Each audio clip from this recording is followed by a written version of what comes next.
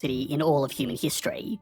Now, that is a big claim because it is up against some seriously stiff competition, and even today it's not the largest, wealthiest, most productive, or even most populous city in the world. But as it was becoming the metropolis it is today, it was also, in turn, the early foundation of what would go on to be the largest and most dominant economy of all time.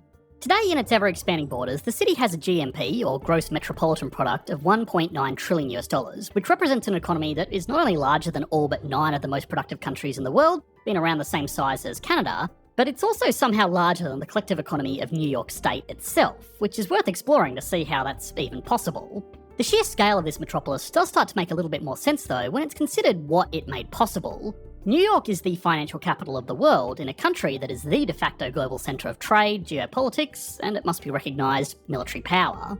Just a few small buildings in this city bring in trillions of dollars from all around the world and put it to work in some of the most valuable and productive companies ever created. Some of these companies, like Apple and Microsoft, are now individually worth more than every single public company listed in countries like Australia, which is itself a major global economy. Unsatisfied with just being the centre of the world's largest financial markets, New York City is also developing a technology centre that is rivaling other US cities like Seattle and San Francisco, on top of other substantial industries that don't get as much attention, like film, media, tourism, and perhaps surprisingly, even manufacturing. New York is also a city that's more than the sum of its parts, and its growth from a Dutch trade port to the centre of global finance can also teach us a lot about the economic development of the United States as a whole. Simultaneously, it can also give us some insights into its future. Megacities have been powerful drivers of global economic growth for the past century, but they have their problems, and a lot of those problems are becoming increasingly apparent in the megacity that arguably started it all.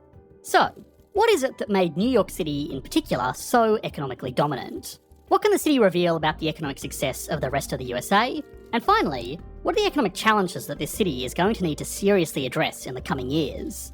After we've done all of that, and just for a bit of fun, we can put New York City on the Economics Explained, anything we can put on a map. One of the biggest issues in New York City is that it costs so much to live there that people have to work just to pay rent. This is a lot of pressure, and for a lot of people, this can lead to feeling unbalanced and even numb as your body adapts to always being on. One of the best ways to keep your mind and body in balance is to regularly talk to a therapist, and that's why I recommend BetterHelp, the sponsor of this video. I've been talking to a therapist for a while now, and I've found that I feel lighter and more able to do my work without getting stressed at the pressure. BetterHelp's licensed therapists can help you figure out your work-life balance to better fit with who you are as a person and not let yourself get overwhelmed. You can check in with your therapist on your schedule, change to someone different you get along with more, and start giving yourself more time for yourself and not just going all in on your work tasks.